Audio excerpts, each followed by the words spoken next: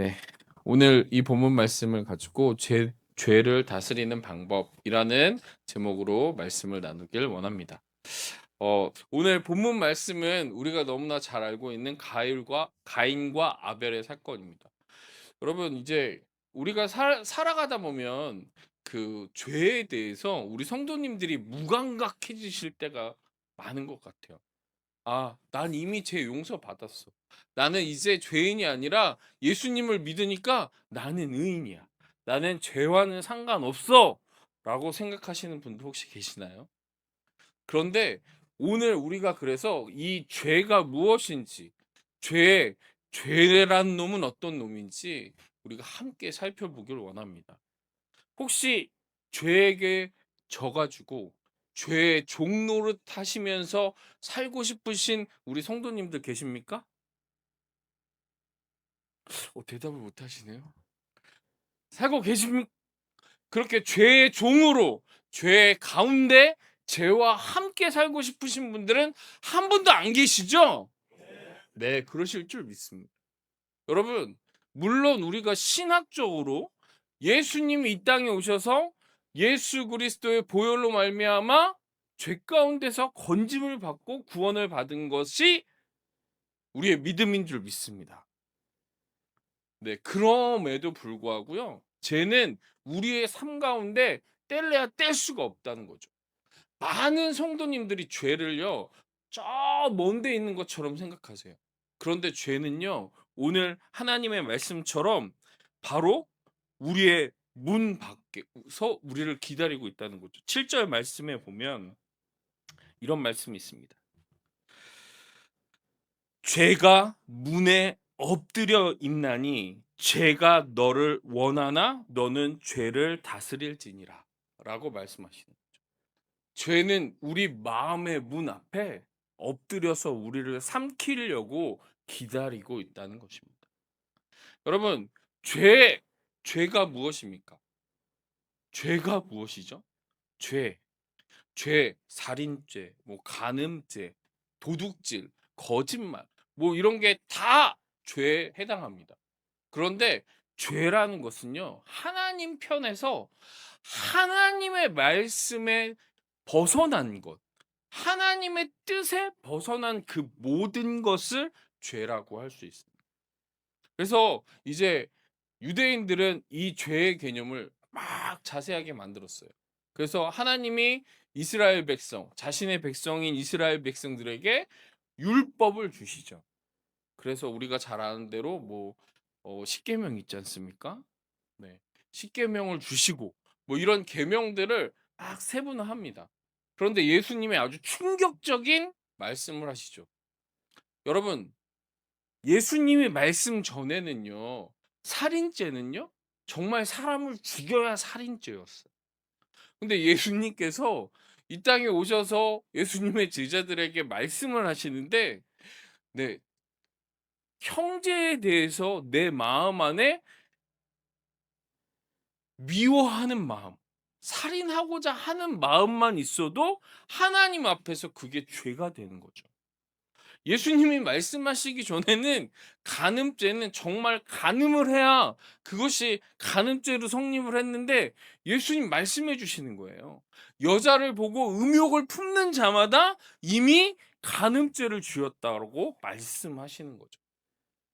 왜냐하면 죄의 속성은요. 죄는 바깥에서부터 시작되어지는 것이 아니기 때문입니다.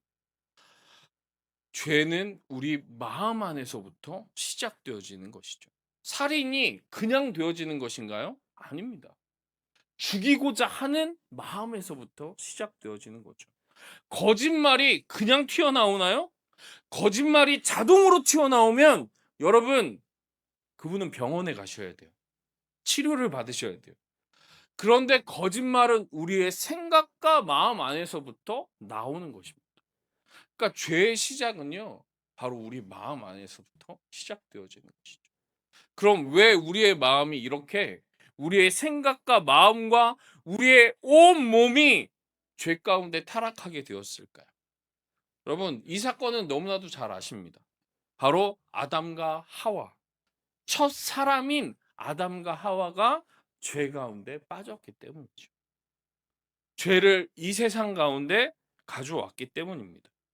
여러분, 성경에서 죄라는 단어가 가장 처음 나오는 곳이 어디일까요? 죄라는 단어가 처음 나오는 곳.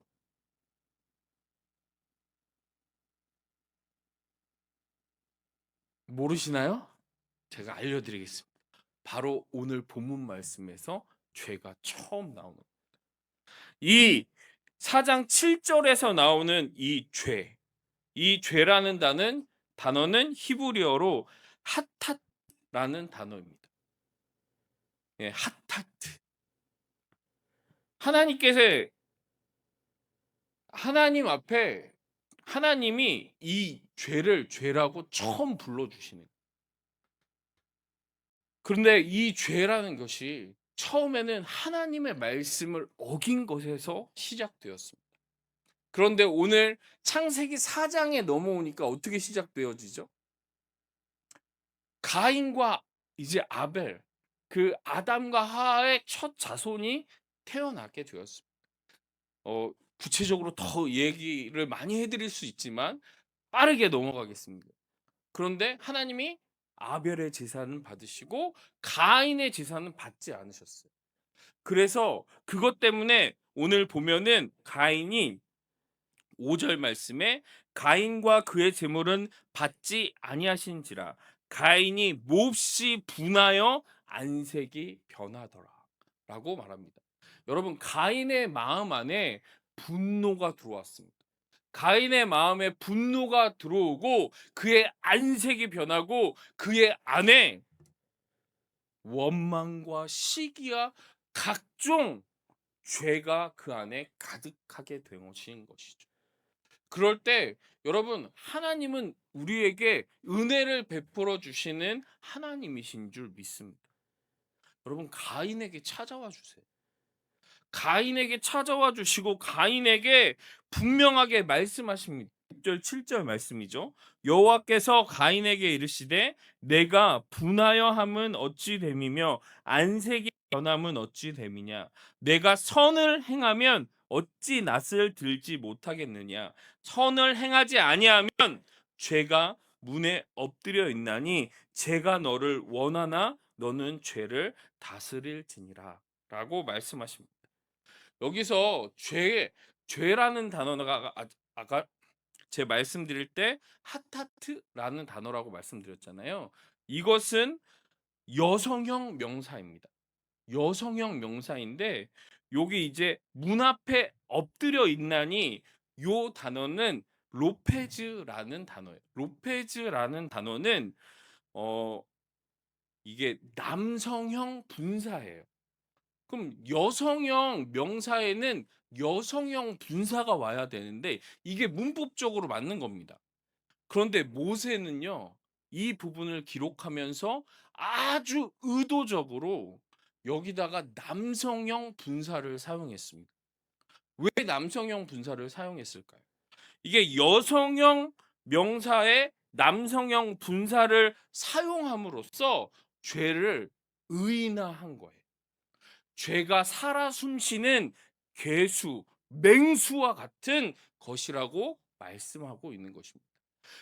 즉 죄는요, 그냥 어떠한 율법적 행위, 그냥 내 도덕적 어떠한 잘못 이런 게 아니라 우리를 잡아먹기 위해서 기다리는 맹수와 같은 것이라고 표현하고 있는 것입니다. 즉 죄가 나를 삼키려고 한다는 것이죠. 죄가 나를 원한다. 죄가 나를 원한다. 살아있는 맹수와 같은 생명체가 나를 주워 삼키는 것을 의인화한 표현인 것입니다.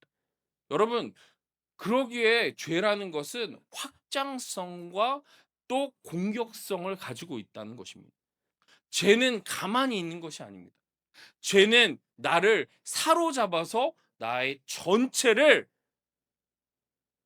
원하는, 그러니까 나를 전체를 삼키기를 원하는 것이 바로 죄라는 것입니다.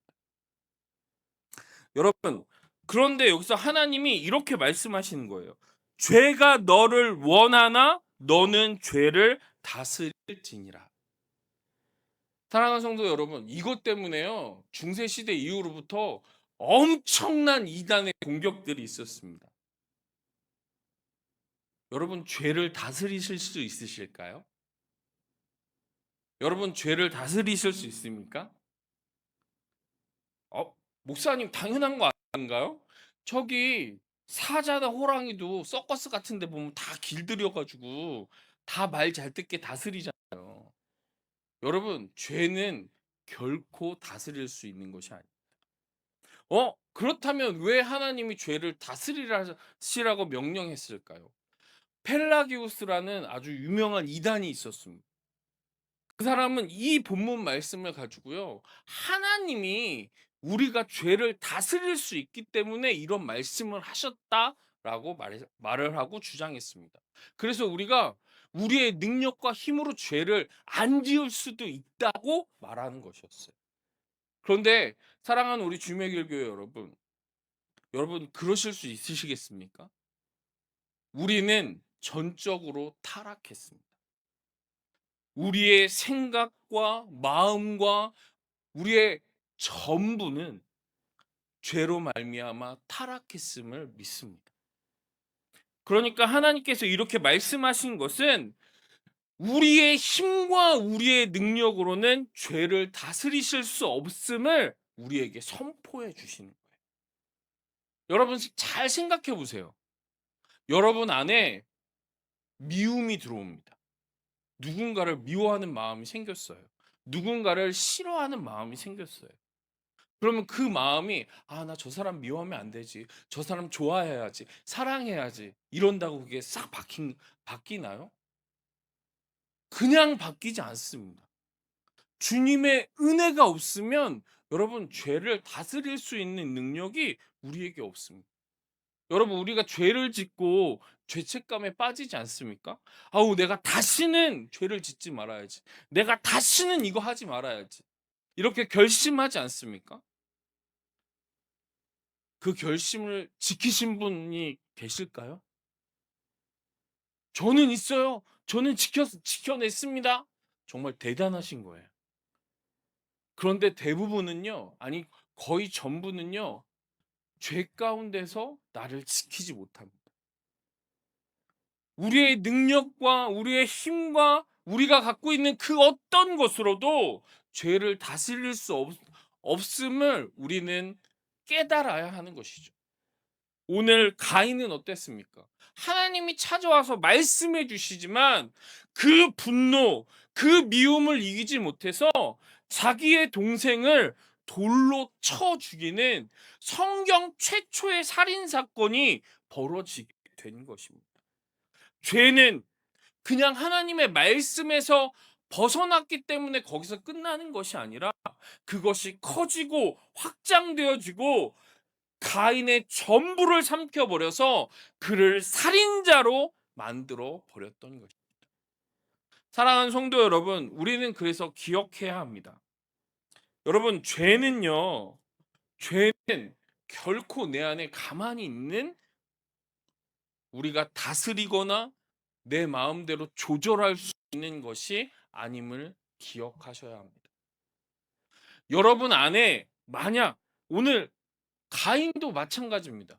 가인이 왜 아벨을 쳐 죽이게 되었죠? 그 시작은 무엇이었습니까? 분노 아닙니다. 가인이 아벨을 쳐 죽인 게 어디에서 시작됐는지 여러분 기억하셔야 돼요. 그것은 예배의 자리였습니다. 그렇지 않나요? 가인과 아벨이 제사 지내지 않았으면 가인이 아벨을 쳐 죽일 일도 없었던 거예요.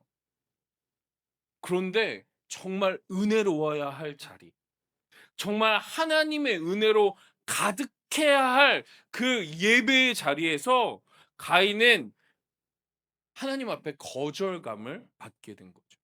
그런데 여러분 이 부분에 대해서 정말 다루고 싶은 부분이 너무나도 많지만 빨리 이것을 결론 지어 보면 여러분 이 부분은요 100% 가인이 잘못한 겁니다. 목사님 가인이 뭘 잘못했죠? 가인도 열심히 농사 지어 가지고 그 농사 지은 그 자신의 최고의 가치를 드렸잖아요. 여러분 절대로 오해하시면 안 됩니다. 여러분 가인이 썩은 과일 드린 거 아니에요. 가인이 안 좋은 곡물로 하나님 앞에 예배한 거 아닙니다.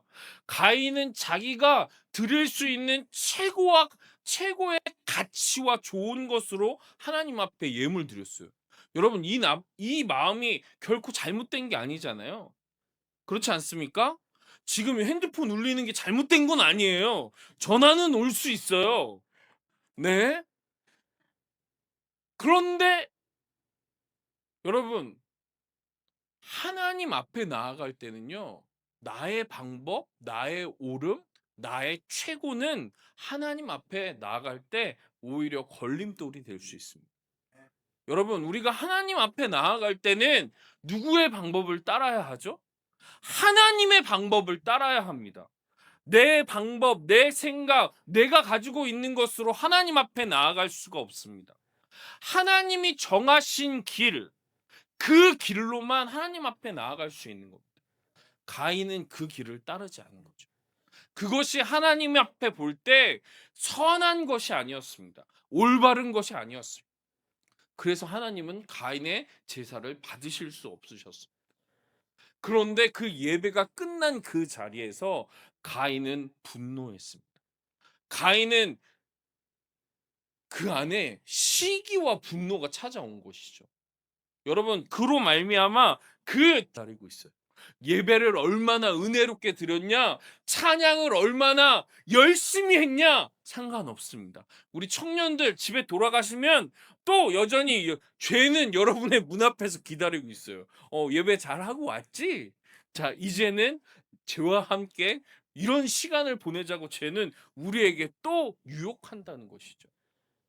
여전히 다른 사람들과 비교하여 내 마음 안에 시기와 질투와 미움과 우울과 분노와 화냄과 미움을 심어준다는 것입니다. 이럴 때 여러분 우리는 어떻게 해야 되겠습니까? 우리는 어떻게 죄를 다스리고 이 죄와 상관없는 삶을 살아갈 수 있을까요? 한 주일간 세상 가운데 믿음을 지키며 살아갈 수 있는 방법 무엇이겠습니까? 여러분 첫사람 아담은 이 죄에 걸려 넘어졌고 실패했습니다. 그래서 우리가 이 죄 가운데 빠질 수밖에 없겠습니다.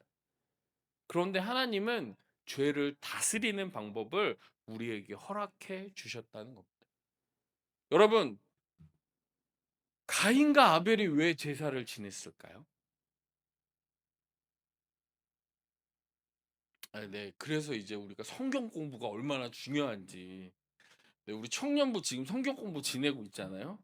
가인과 아벨이 제사를 왜 지냈을까요? 우리가 창세기 3장 할 때 분명히 다뤘는데 지난주 설교 듣지 않으셨나요? 여러분 하나님이 그 정말 죄를 우리의 능력으로 가릴 수 없는 이 불쌍한 죄된 우리에게 하나님이 직접 지어주신 옷이 있었습니다. 네, 가죽. 죄의 값인 피를 흘려 얻게 하신 그 가죽 옷을 지어 입혀 주셨습니다. 그 이후로 인간은 하나님 앞에 나아갈 때 피의 제사를 올려드리게 되었죠. 즉 가인과 아벨이요 제사를 드린 이유는 다른 것이 아니라 하나님 앞으로 나아가는 것이었습니다. 하나님 앞에 나아가 주님과 동행하는 삶을 살기 위함이었습니다. 여러분 우리의 삶 가운데도 이러한 은혜가 필요한 줄 믿습니다. 우리가 죄와 상관없는 삶을 살아가기 위해서 하나님은 우리에게 첫사람 아담은 죄에 걸려 넘어져 실패했지만 그 죄를 이기시고 승리하신 예수 그리스도를 우리에게 보내주셨던 것입니다. 여러분, 우리의 힘과 능력으로는 죄를 다스릴 수 없습니다. 그러나 그 죄를 이기시고 승리하신 예수 그리스도, 그분이 나의 삶의 주인임을 인정하실 때 우리는 죄를 다스릴 수 있게 되는 것입니다. 그러기에 이번 한 주도 내 생각, 내 의지로 살아가는 것이 아니라 나의 삶의 주인 되어 주시는 그 죄에서 우리를 구원하시고 건지신 예수 그리스도, 그분이 나의 삶의 주인이심을 다시 한번 깨달아야 하는 것입니다. 여러분, 우리가 신앙생활을 할 때, 사회생활을 할 때 가장 우리의 마음에 상처를 내는 게 있습니다. 그게 뭔지 아십니까? 바로 비교입니다. 비교. 아, 오늘 가인과 아벨의 그 죄의 시작도 비교에서부터 시작되었잖아요. 아벨의 제사는 받으시는데 왜 내 제사는 안 받으시는 거야? 정말 짜증나네. 여러분, 이 짜증에서부터 시작했을 수도 있습니다. 여러분, 아니 똑같이 사업을 하는데 저 사람은 잘 되고 왜 나는 안 되는 거야? 왜 저 사람은 성공하고 나는 실패하지? 왜 저 사람은 돈이 많고 왜 나는 돈이 없지? 저 사람은 더 행복해 보이고 왜 나는 불행해 보이지? 여러분, 이 비교가 들어오면요, 우리 앞에 정말 마음이 무너지기 시작합니다. 그렇지 않으신가요? 여러분, 그 외모도 마찬가지예요. 물론 감사합니다. 저는 하나님 앞에 그 외모에 대해서 참 비교하지 않는 마음을 주셨어요. 그래서 제가 장동건이 제 옆에 와도요, 물론 전 장동일, 장동건 뭐 비슷하겠지만 여러분 비교가 안 돼요. 왜 그럼 저는 비교가 안 될까요? 네, 하나님이 주신 가장 큰 은혜가 그거죠. 하나님은 각자 각자를 만드셨기 때문이라는 믿음이 있기 때문입니다. 하나님은 그 사람에게 원하시는 걸 줬고, 제가 원할 수 있는 제 방식대로 하나님이 저를 만드셨기 때문이라는 믿음이 있기 때문이죠. 여러분, 우리 안에 비교하는 마음이 들어올 때, 내 안에 다른 사람과 나의 가치를 비교하고 판단할 때, 여러분, 우리가 기억해야 할 것은 그 모든 것을 허락하시고 지금 나의 삶을 책임져 주시는 분, 그분이 바로 나를 구원하신 예수 그리스도라는 것입니다. 제가 예전에도 한번 설교할 때 했던 예화 가운데 하나가 있습니다. 제가 한참 선교 훈련을 받을 때였어요. 그때 그 LA 다저스의 투수, 지금은 이제 은퇴를 했지만 그 커쇼라는 투수가 있었거든요. 그분이 엄청 믿음이 좋은 청년이었어요. 아프리카에 막 선교 센터도 짓고 후원도 많이 하고, 그런데 그분이 그 LA 다저스 야구팀의 선발 투수니까 돈도 엄청 많이 번 거예요.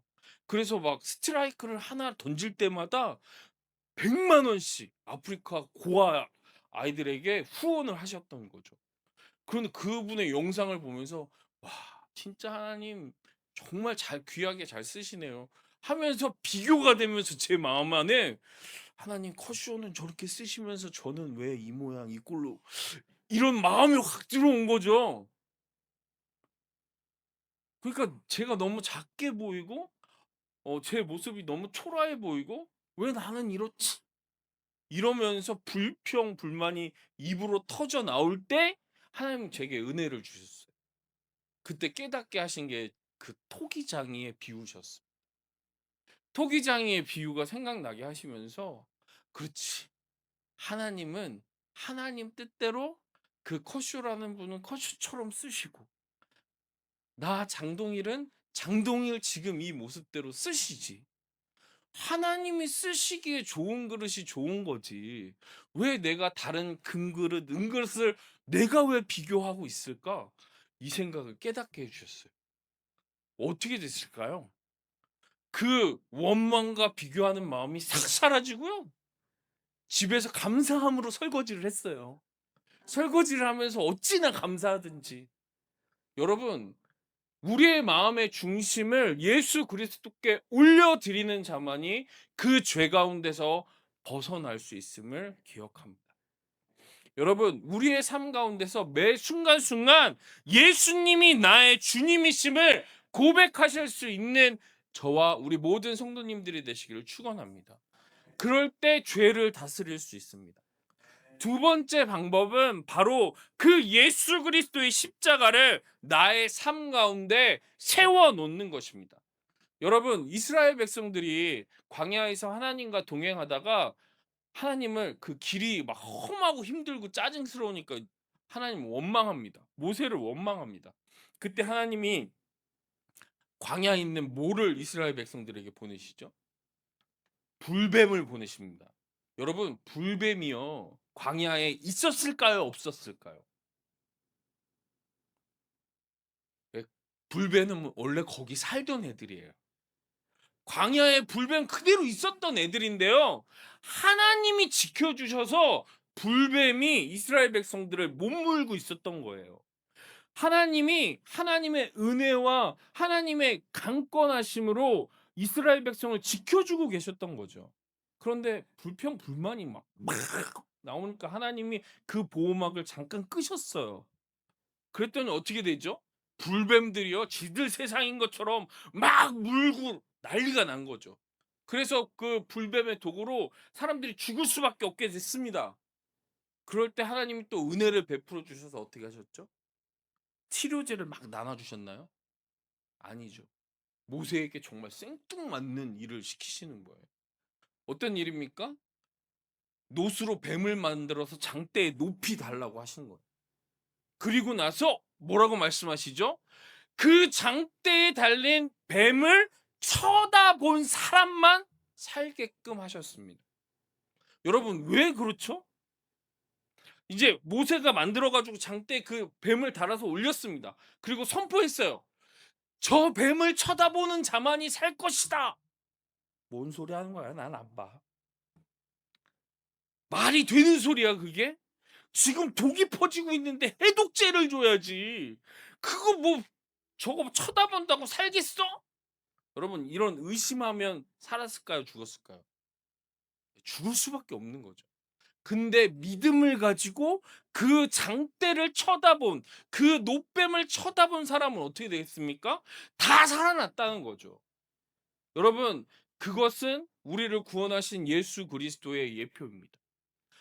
예수 그리스도의 십자가를 바라보고 붙드는 자만이 죄 가운데서 승리하신 예수 그리스도의 승리를 내 삶 가운데 온전히 누릴 수 있게 되는 것입니다. 여러분, 그러기에 예수님 말씀하셨잖아요. 내 십자가를 지고 나를 따르라. 그래서 많은 분들이 오해를 하시더라고요.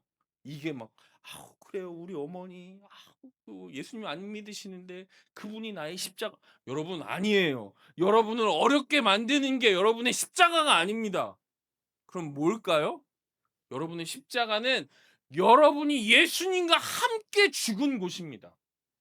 갈라디아서 2장 20절 말씀처럼 우리는 예수 그리스도와 함께 십자가에서 죽었음을 고백하는 믿음을 가진 사람들입니다. 그러기에 나의 십자가는 내가 죽은 십자가, 내가 예수 그리스도와 함께 죽은 십자가를 자랑하는 것입니다.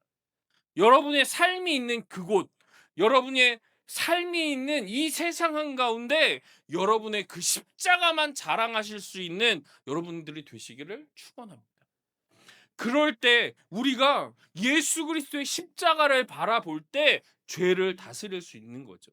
여러분, 죄는 여러분에게 끊임없이 여러분을 우겨 삼키는 사자와 같이 여러분을 공격합니다. 여러분의 마음에 침투합니다. 그럴 때, 그렇지. 난 예수님과 함께 죽었지. 여러분의 마음에 미움이 들어오고, 여러분의 마음 앞에 친구를 저주하고 싶고, 정말 이 입술로 막 죄를 지을 수밖에 없는 우리가 그럴 때 뭘 봐야 된다고요? 예수님 십자가를 바라보는 겁니다. 그러면 그 입을 다물게 되죠. 우리의 마음을 회복하게 되는 것입니다. 그렇기 때문에 여러분, 예수님이 함께 거하시는 십자가, 그렇다고 막 진짜 집에 가가지고 눈에 보이는 데마다 이 십자가 막 꽂아놓고, 여러분, 이러면 우상이 되는 거예요. 여러분의 십자가가 무엇입니까? 바로 예수 그리스도와 함께 교제하는 것 아니겠습니까? 기도의 자리로 만드십시오. 말씀을 붙드는 자리로 만드십시오. 여러분의 삶의 현장에 기도의 자리, 말씀의 자리, 사랑을 실천하고 회복하는 여러분의 십자가를 세워두어야 한다는 것입니다. 그곳에서 내가 죽었음을 믿음으로 고백하고 하나님과 함께 할 수 있는 십자가를 세워줄 때 우리는 죄를 다스릴 수 있게 되어지는 것이죠. 그렇게 될 때 우리가 삶의 현장에서 우리 이웃들에게 나와 함께 죄 가운데서 죽으시고 다시 살아나신 예수 그리스도의 능력이 여러분의 삶의 현장에 드러나게 될 줄 믿습니다. 예수님의 향기가 여러분의 가정과 직장과 학교와 여러분이 있는 그곳에서 예수님의 사랑이 온전히 드러나게 될 줄 믿습니다. 그렇게 여러분이 이 시간 정말 삶의 선교사로서, 삶의 전도자로서, 십자가만을 자랑하는 복음의 증인으로서 담대히 나아가시는 우리 모든 성도님 되시기를 간절히 축원합니다. 우리 이 시간에 함께 찬양하겠습니다.